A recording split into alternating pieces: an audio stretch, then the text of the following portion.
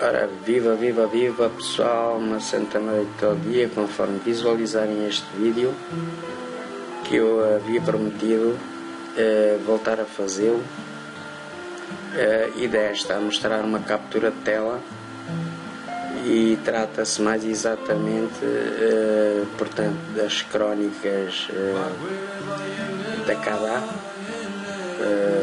agora publicadas no nosso blog como Crónicas de Vida, um folhetim que criei em 2011 e onde Augusto Rebola facultou escritos até à 15ª edição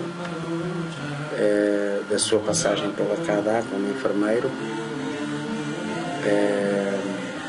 e o José António Marques, um grande colaborador da nossa página e também cadaense, fez questão de participar também dando o seu testemunho.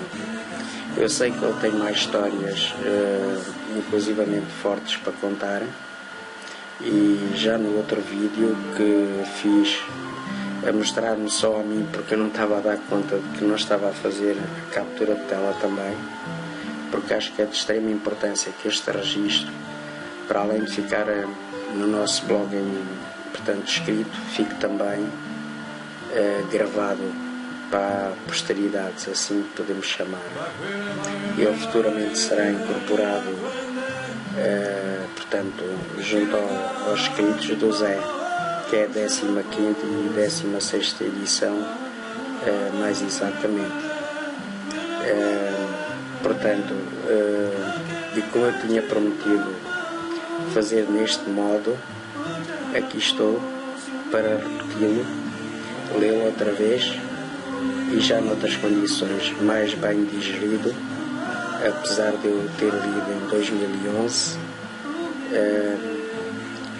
Anteontem, quando li, houve partes em que me emocionei, porque são partes fortes, e pronto, gaguejei e espero que agora me corra melhor, e com a captura de tela que dê mais vida também a este registro.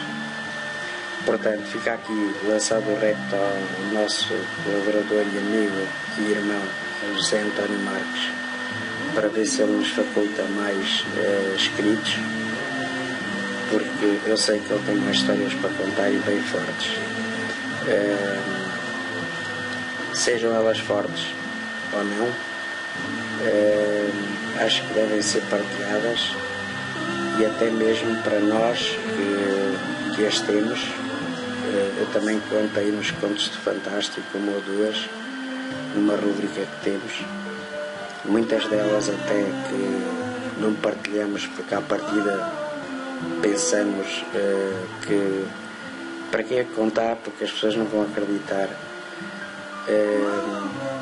e aí contar nessa rubrica Contos do Fantástico.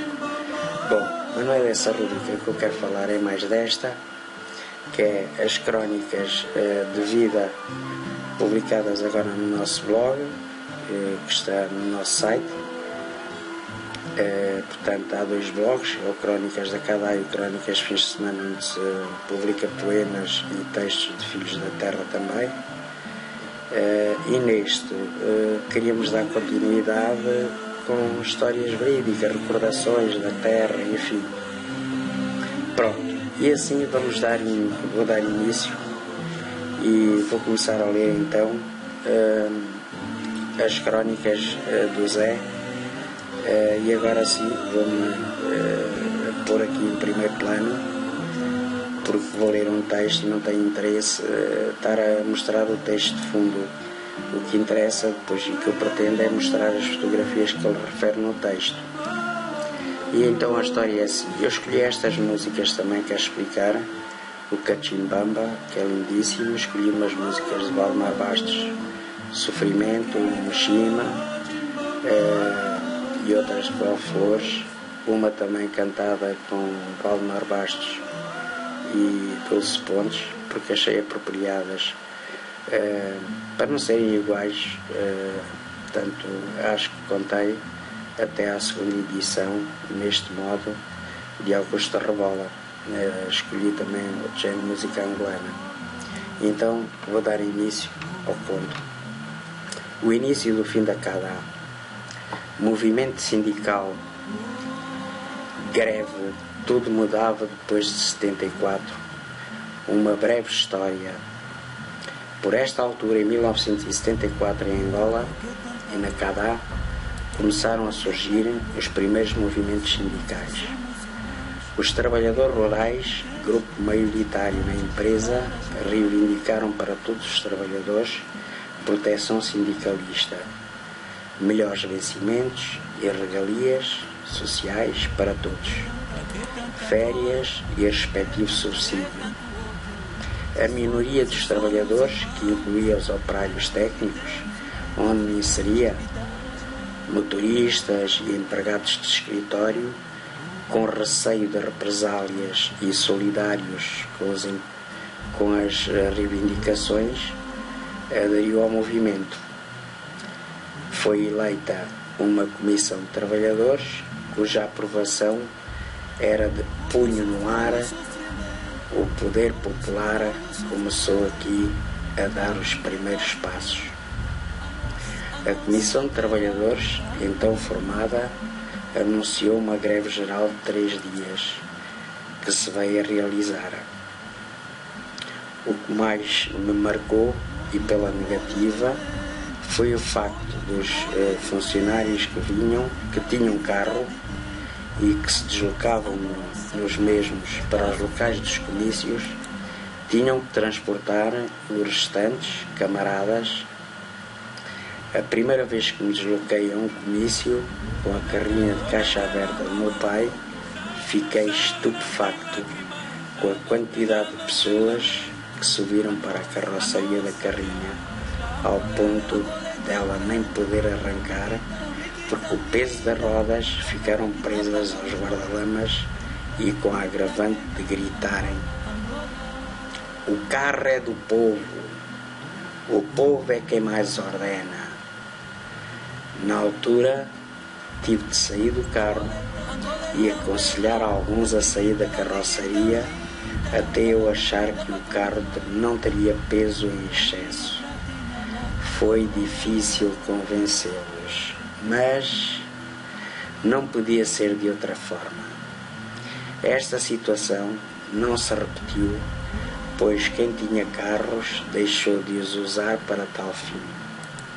Por incrível que pareça, os trabalhadores irritados com a atitude dos donos dos carros gritavam agora um novo slogan: "Quando vier a igualdade, nós é que escolhemos os carros."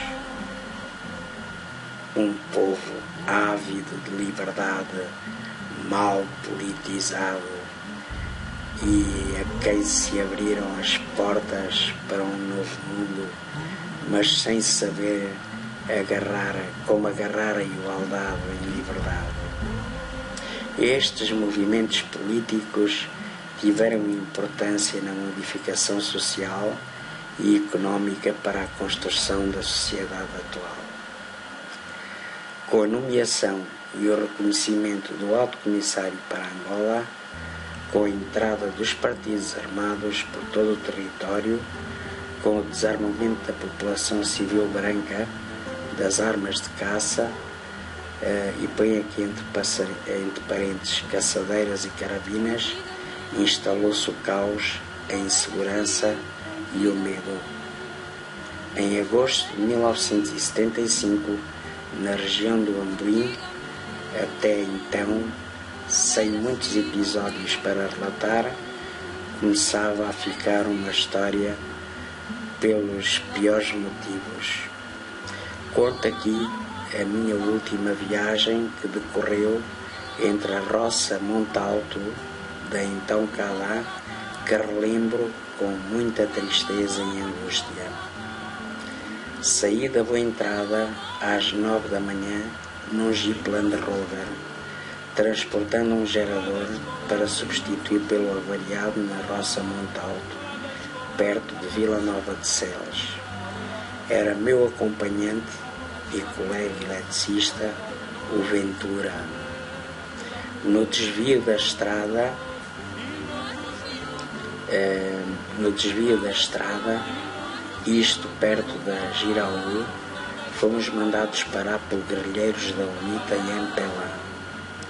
Saíram do jipe e pediram as chaves do carro para a revista. Não acedi na entrega das chaves, alegando que o carro não era meu e que me tinha sido confiado para me deslocar à propriedade da companhia para a reparação ou substituição do referido gerador. Compreenderam a situação, mas aproveitaram para pedir dinheiro para tabaco, o qual também neguei. Mostrei só os 20 angulares que levava comigo, que seriam para a minha alimentação e do ajudante. Foram novamente compreensivos e deixaram-nos continuar a viagem até Montalto. Mudamos entretanto o gerador e, como já era noite, o Sr. Dias, o administrador da propriedade, aconselhou-me a seguir só no dia seguinte, pois não era seguro fazer a viagem de regresso.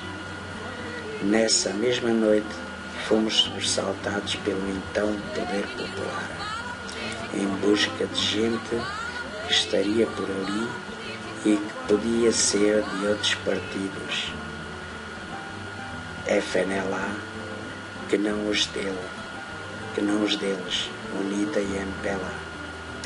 No dia seguinte, recebemos por via TSF, por P19, rádio de comunicação entre a sede e as propriedades, uma nova ordem da boa entrada, que não podíamos partir. Não me lembro se foram mais de 2 ou 3 dias que ali estivemos, que ali tivemos que permanecer. Por fim, nova TSF, telefone sem fios. Este, já de meu pai, que também era funcionário da CADA, dizendo para seguir de qualquer maneira, pois era necessário na boa entrada. Juntou-se a nós, no jipe, o colega de infância e de escola, o Vilela. Nesta altura o Vilela era militante do MPLA e ia para a boa entrada. Estava na roça também um camionista africano negro, não me recordo do nome, que estava a fazer o transporte da colheita de café, e 2 mecânicos negros que tinham ido com ele fazer uma reparação e que seguiam nesta viagem. Pediram-me para seguir na sua dianteira, mas neguei-me, e ainda bem. Verão depois porquê.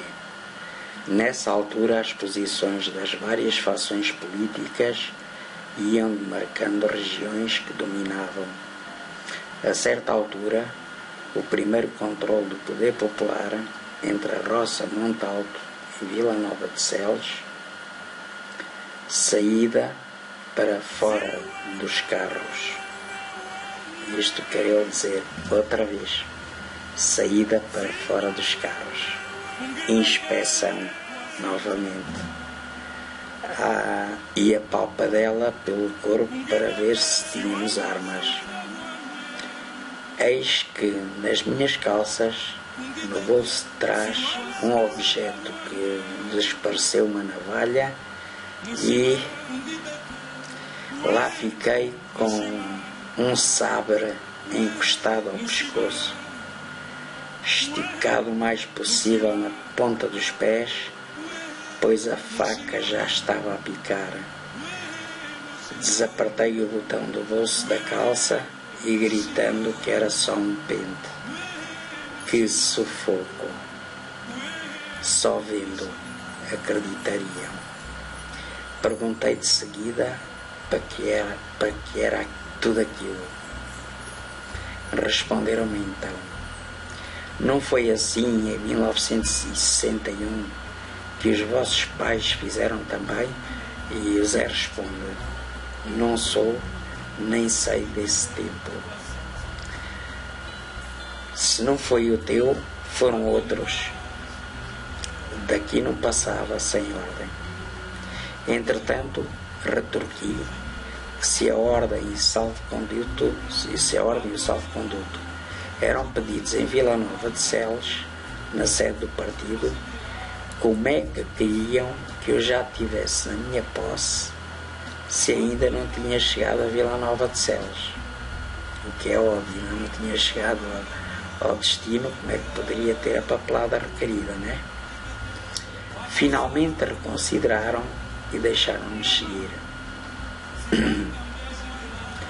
Posteriormente, e já na posse da tal autorização de circulação passada pelo MPLA e UNITA, lá seguimos por todos aqueles controles apertados nas aldeias.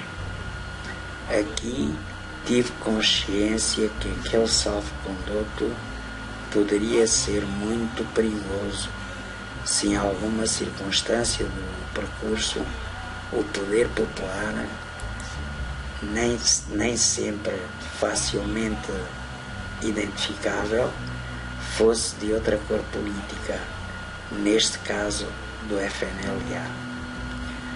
O meu colega Vilela, já farto de tanto controle, precipitou-se e, sem verificar a conotação ideológica do grupo, retira o papel de esconderijo e diz que temos ordem de passar.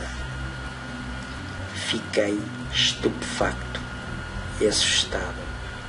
Tivemos sorte. Os homens eram da cor do documento, eram do MPLA e UNITA.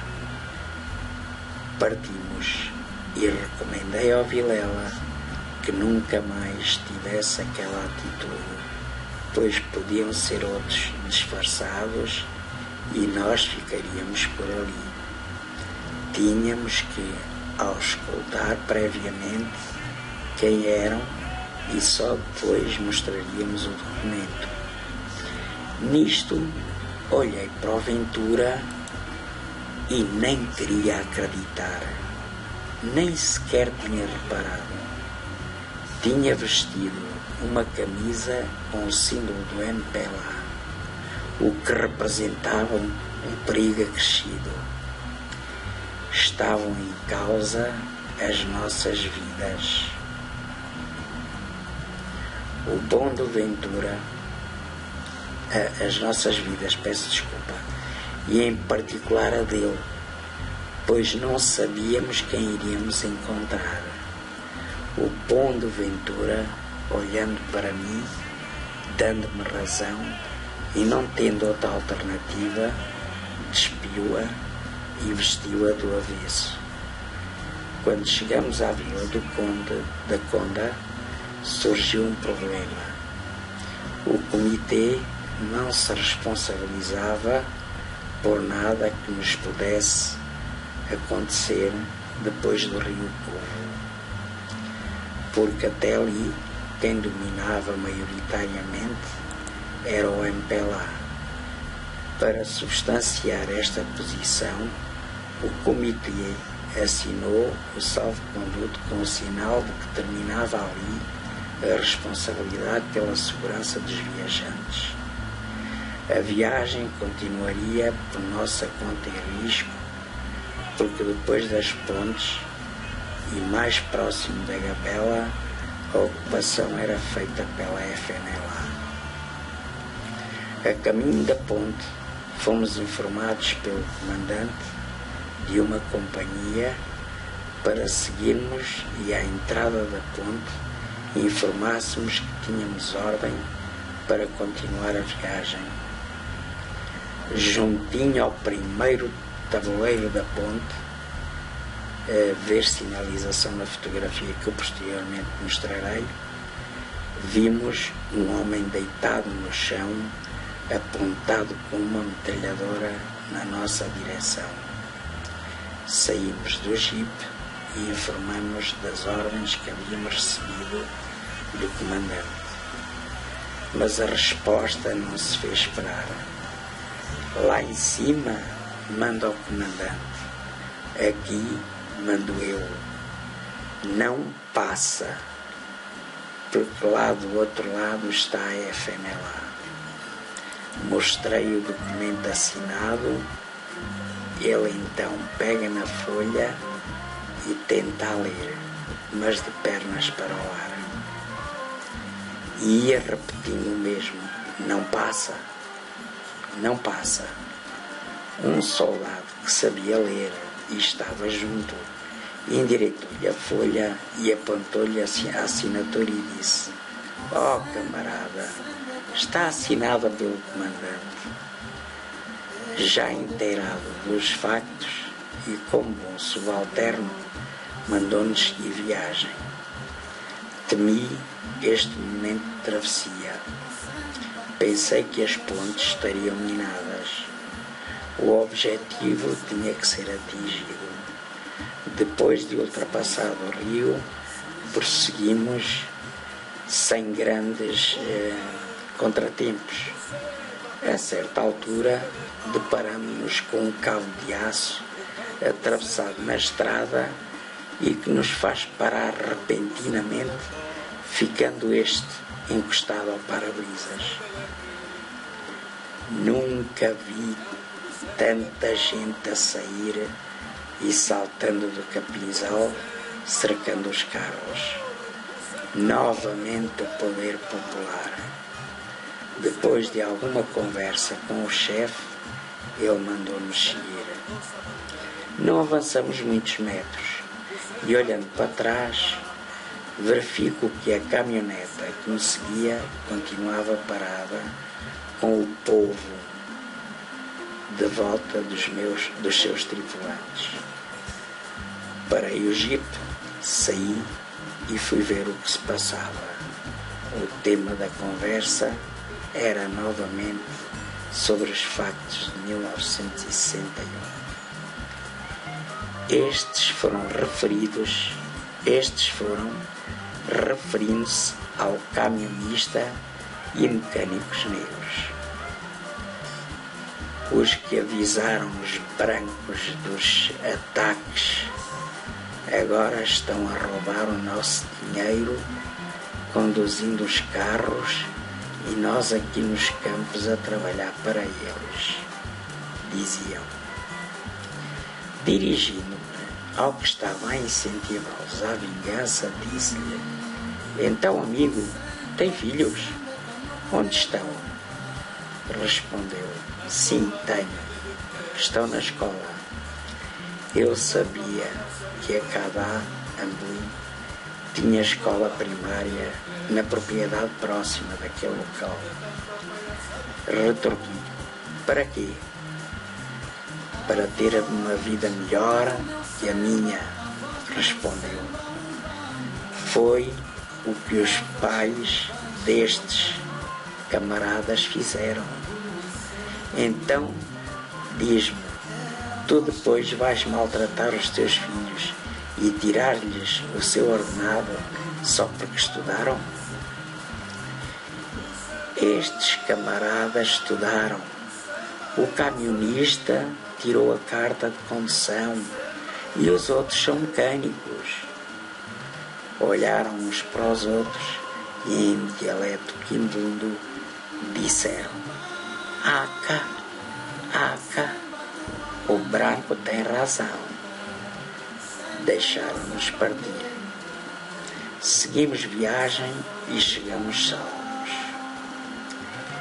Como podemos constatar, se eu não tivesse vindo na frente, não sei se teríamos chegado ao fim da viagem sem outras consequências. Eram piores os confrontos entre eles, negros, do que conosco, brancos e colonos. Pela altura, obviamente, né? Estou a ver como se fosse hoje. O saudoso Sr. Engenheiro Quarta-Real, o saudoso pai, neste caso é o Zé a falar, né? O seu saudoso pai e o homem da rádio TSF à minha espera nas escadas dos escritórios da Boa Entrada. Queria eu aqui dizer, era eu a falar em vez do Zé, porque o Zé aqui dizia o meu pai e o homem da rádio TSF à minha espera nas escadas dos escritórios da Boa Entrada. Foi entretanto feita a entrega do Jeep na garagem dos ligeiros. Despedimos-nos e eu e o meu pai, do engenheiro Corte Real e do homem da rádio, o Lionel, agradecendo. Entretanto, reparei que o meu pai apresentava contusões na face, os olhos inchados e os pulsos com vergões negros. Contou-me então que tinha sido acorrentado na nossa própria propriedade, molestado e espancado pelo poder popular, MPLA, porque se tinha recusado a entregar as armas de caça. A minha mãe ainda levou uma cronhada que a deixou desmaiada. Os nossos afilhados então reanimaram-na e aconselharam-me a entregar as armas. Uma carabina 3,75 de 5 balas e uma caçadeira. Depois de a recolherem, verificaram pela lista de registro de armas, com o carimbo do governo provincial ainda português, que faltava a arma que o meu pai me tinha oferecido, uma caçadeira. Aí o meu pai disse que a mesma estava em meu poder, o que na realidade não acontecia. Seguiu-se no dia seguinte o êxito da população branca angolana e mestiça da Gabela para Nova Lisboa, hoje o Ambo, em coluna de viaturas. Soubemos posteriormente que quando o primeiro carro da coluna estava a chegar à vila da Quibala, que distava da Gabela a 70 km, saiu o último carro da Gabela. Depois eu ponho aqui umas observações, que eu depois mostro a fotografia. Em baixo a fotografia retirada da Gabela. Mas prosseguindo, a nossa carrinha, portanto, isto já é referido à fotografia que conduzia, mas vou contar o resto aqui relativamente à partida de Nova Lisboa. Portanto, ele conduzia a carrinha e a mãe ia ao lado.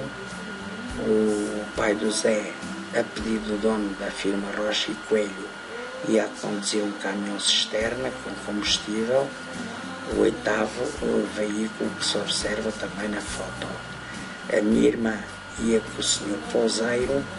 A partir daqui não sabíamos o que nos esperava. O destino era Nova Lisboa, o Ambo, a uma distância de 360 km. Tínhamos aí um aeroporto internacional. Foi o meu último dia em terras do Conde Sul. Meu pai, depois de embarcarmos para Lisboa, regressou a Cadá, tendo aí permanecido até à década de 80. E agora é assim, meus queridos amigos. Eu vou fazer um zoom, vou aliás alargar, para vos mostrar, tal como vos estava a indicar. Estava-vos aqui a mostrar então o nosso site, que temos imensas páginas, né, onde estão os nossos blogs, como podem constatar, um blog Crónicas de Vida e o Crónicas de Fins de Semana. E aqui a 15ª edição, que diz respeito, portanto, à Crónica do Zé, 15ª e a 16ª. E aqui está ela publicada, a foto da cada vista aérea. Aqui ele mostra Eu estou aqui a fazer zoom, a tentar fazer uma aproximação para que vocês vejam. No entanto, eu publicarei em comentário por baixo do vídeo no Face estas fotos, ok? Aqui ele diz nesta legenda, portanto, do lado esquerdo, aqui no meio aparece mais 7 pontos, mas eu vou ler. O último controle militar por onde passei nesta viagem, na entrada da ponte do Cubo, percurso Conda, Ambuim, Gabela. Portanto, ele refere-se à ponte que é por aqui, né? Fotos da estrada da Gabela Conda, Vila Nova de Celes e do Rio Cubo e as suas 7 pontes na zona da Cotomba. Imagens maravilhosas. Ao passar a última vez por esta estrada ao serviço da Cadambo e S.A.R.L., isto antes da independência, nos primeiros confrontos da Gabela, constatei que Angola estava embrenhada numa guerra civil sem precedentes, pois nesta altura já existiam confrontos na Gabela. Portanto, o transreceptor P19, que ele referia também no texto, que era militar, está aqui numa fotografia.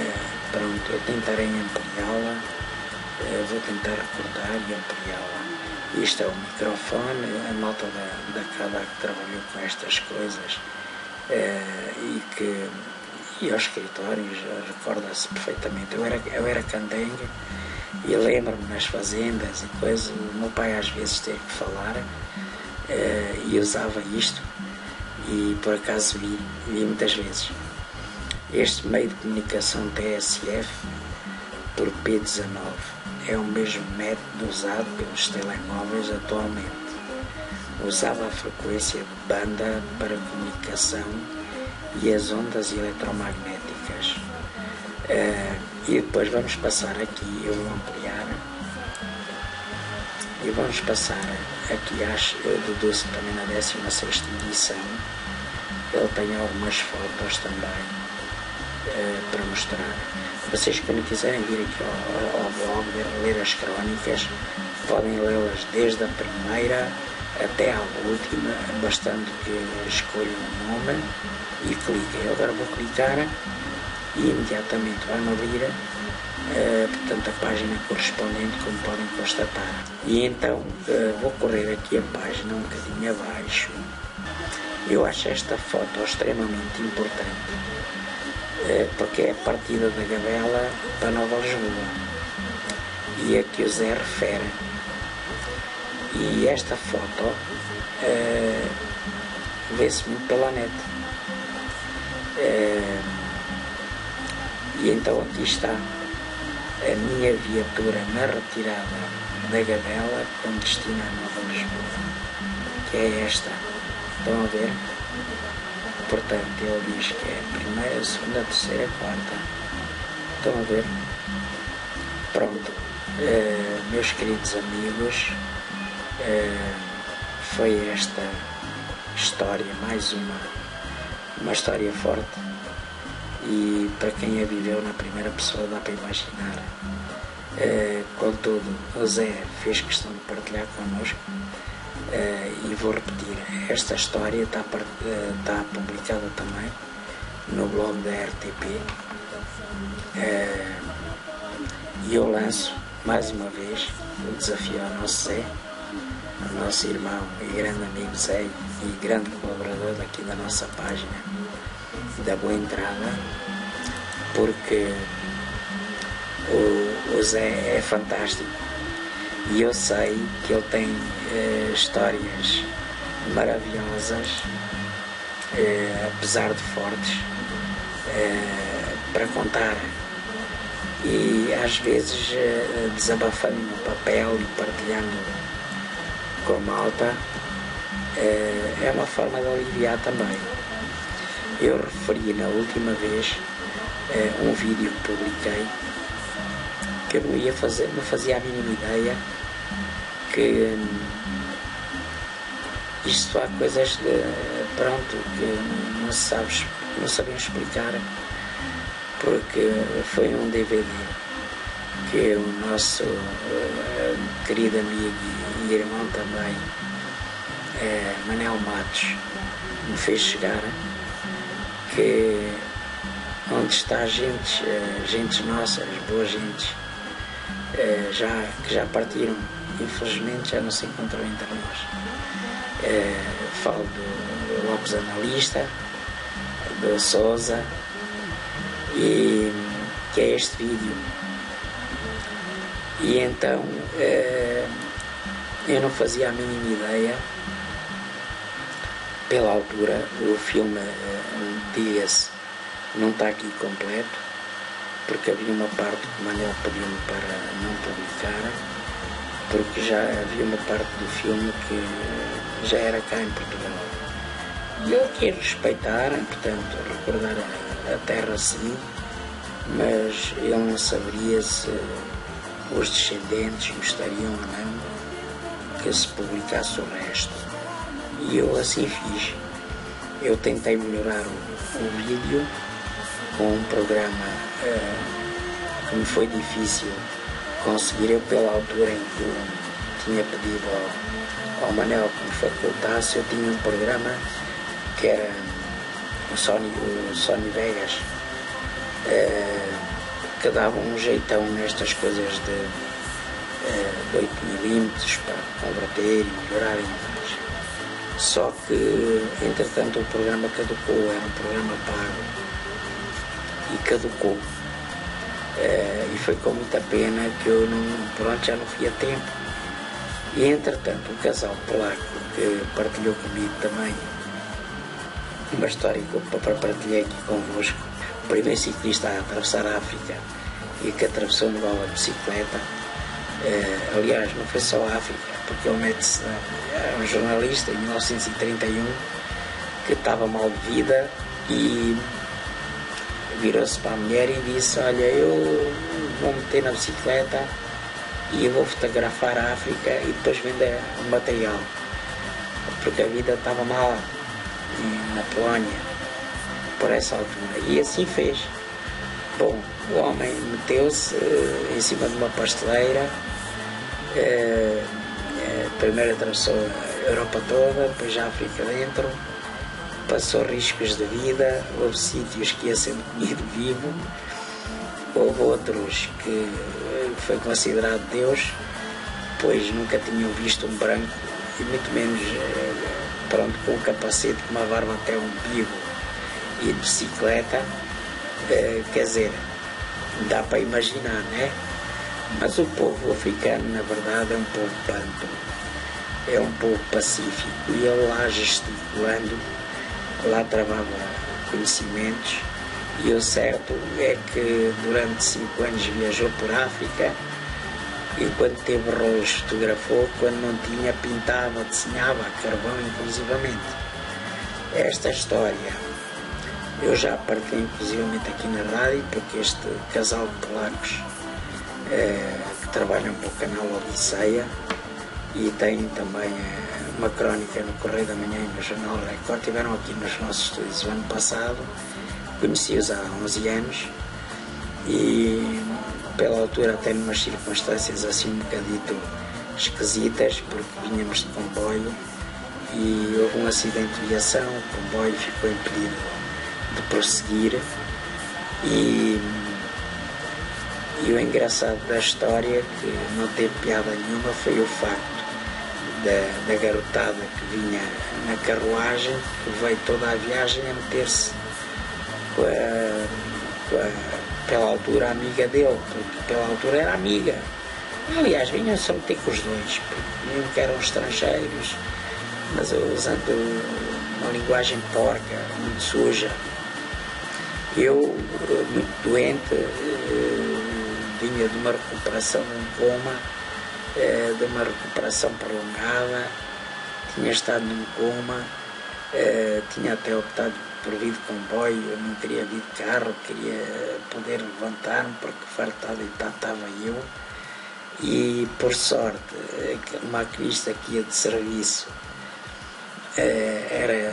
portanto, é casado com a minha sobrinha, quando nos veio avisar de que o comboio ia demorar, que era melhor chamarmos um táxi. E eu perguntei quem queria, portanto, aproveitar o táxi e pagarmos a meias. E imediatamente veio essa cambada que de imediato, portanto, afirmativamente queriam aproveitar a boleia do táxi. E eu imediatamente respondi que não, e após envergonhar disse: não, a quem vou oferecer boleia vai ser a este casal que vocês vieram maltratar todo o caminho, com uma linguagem suja, provocadora, que até a mim não me dizia respeito e que me deixou envergonhada. A minha mulher, vinhamos aqui num canto e vinhamos totalmente envergonhados. O casal levantou-se e agradeceu-nos em bom português, para nosso espanto. Bom, eu não vou agora estar a contar a história toda, mas vocês devem calcular que, pronto, eles iam para ir acampar em Quiaios, que ainda fica a uns 12 km aqui da Figueira. Traziam as suas bicicletas, porque eles percorrem tudo de bicicleta, o mundo todo, e usam o comboio. E raramente usam caminhonetas. E então eu ofereci-lhes a casa para pernoitarem. Olha, ganhamos uma amizade que no dia a seguir levei-os a conhecer a Figueira. Depois encontrei um amigo na Marina que tem um barco e ainda fomos dar uma volta num iate. E nasceu ali uma amizade tal que, pronto, mantivemos-nos em contacto por carta. Eles decidiram, se já tinham dúvidas, se eles já queriam tirar, portanto, o curso de português. Foi o ponto de decisão quando nos conheceram, nesse mesmo dia que lhes mostrei a Figueira e que ele conheceu a malta, pronto, os nossos amigos comuns. Aí é que eles não tiveram a mínima dúvida e decidiram então, portanto, tirar o curso de português, e assim o fizeram. Tiveram uns 4 anos, salvo erro, aqui em Lisboa, e pronto, entretanto enamoraram-se. Até ali eram só amigos que viajavam como repórteres do Odisseia. Enamoraram-se. O ano passado tiveram aqui já casados, com 2 filhotes lindíssimos. E a sequência desta história toda, e porque vos conto, é porque eu partilhei que há dias um álbum e tenho uma reportagem que passo às vezes aqui na rádio, da entrevista que eles deram na Rádio Ambo, porque o que eles há um que a fazer a tese de mestrado não é bem como ele conta, como conta na reportagem, né? Há pormenores que eles contam à Rádio Ambo, que o Mirek aqui contou de outra maneira, peripécias que passaram, né? Porque eles fizeram a mesma homenagem, quiseram fazer homenagem a este grande aventureiro, a este grande maluco, que em 1931 se mete em cima de uma pasteleira para ir atravessar a África. Há um amigo deles que pertence a este grupo de ciclistas, todos repórteres, e que na tese de mestrado, pronto, a pesquisar documentos antigos, foi descobrir artigos de jornais muito antigos, onde descobriu esta história deste Kazimir Nozvak, acho que é assim que se pronuncia, se não for peço desculpa. E eu tenho vindo a partilhar esse álbum, porque é bastante interessante, porque um ciclista a atravessar a África, a Europa e a África, em 1931, e depois há estes jovens que se reúnem, dão a conhecer ao Estado polaco, à TV polaca, esta história que não era conhecida de todo, e passou a ser, ele hoje é um herói, porque afinal até ali os polacos não tinham noção nenhuma de que era a África, só a partir daí é que começaram a ter noção de que era a África, foi com as fotografias dele. Eles dão várias entrevistas à TPA, e é que eu costumo passar, eu vou aqui pôr a música um bocadinho mais baixa. Neste momento até está a passar Beto de Almeida, faleceu ontem, infelizmente, e eu tinha isto preparado para lhe fazer uma homenagem, ficará para mais daqui a bocado. E então dizia eu, pronto, eles deram a conhecer ao Estado, eles fazem também muitos trabalhos de voluntariado para oferecer à caridade, mais exatamente à missão de Dom Bosco, também foi uma das que fez questão que eles fizessem esta homenagem, que era seguir na íntegra, também de bicicleta, o trajeto deste grande maluco. E assim fizeram. E a determinada altura da entrevista na Rádio Ambo, eles até dizem que se sentem envergonhados porque, pronto, relativamente ao primeiro ciclista, eles iam com muita vantagem, levavam bicicletas de todo o terreno muito bem equipadas, levavam GPS, dinheiro, comida enlatada, enfim. Isto são a conversa com mais cerejas. Isto é para vos dar a conhecer também esta parte desta história, porque uma vem atrás da outra, e tem que se aproveitar estes bocados. E enquanto eu tenho neto que me dê aqui sinal de que está tudo bem, eu tenho que aproveitar. Mas isto tudo, e porquê?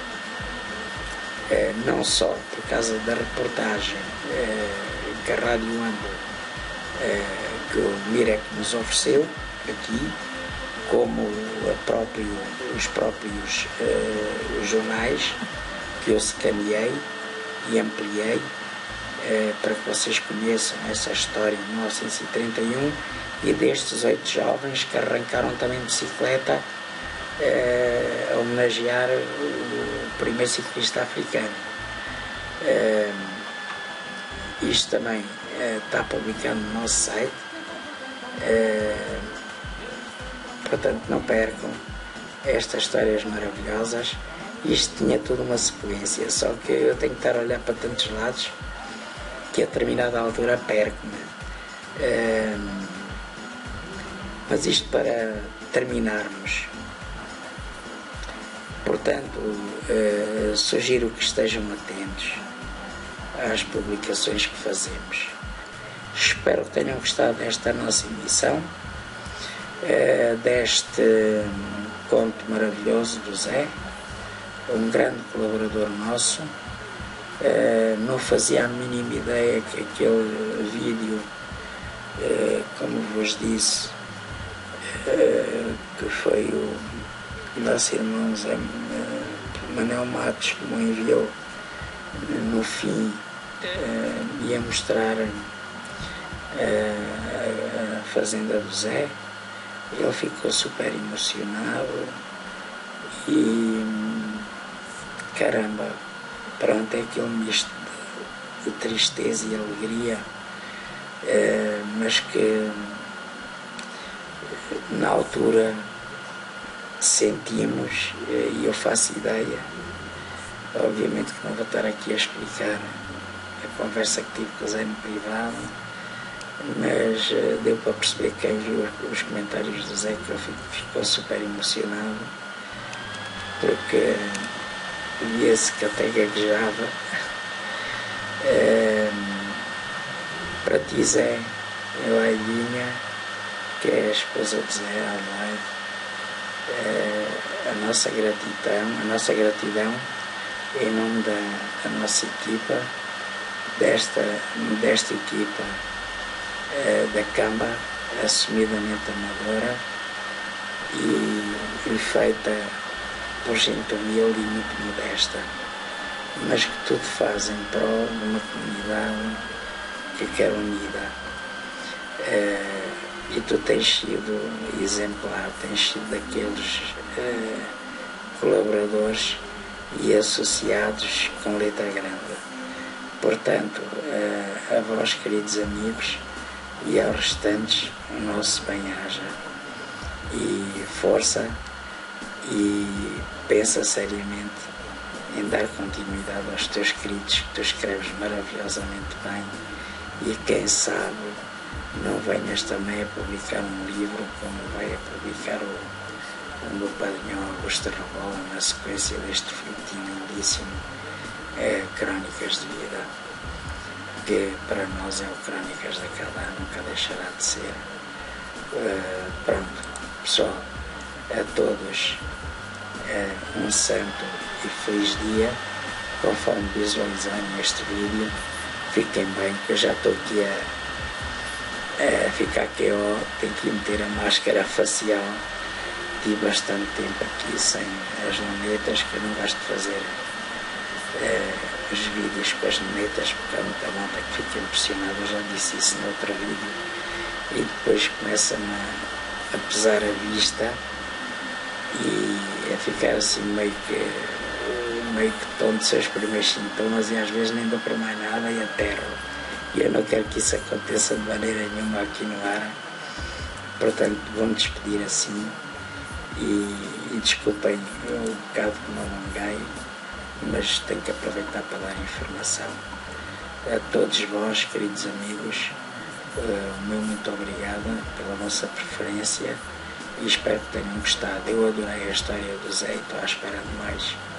Vamos prosseguir em força.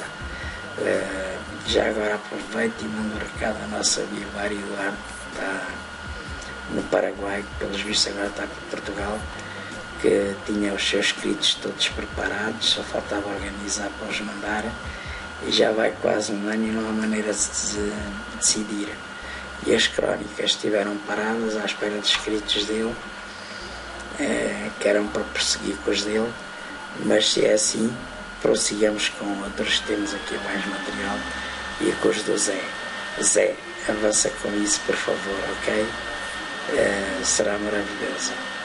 Vá, bye bye, see you, e agora é com licença, e um chi do coração a todos, com licença.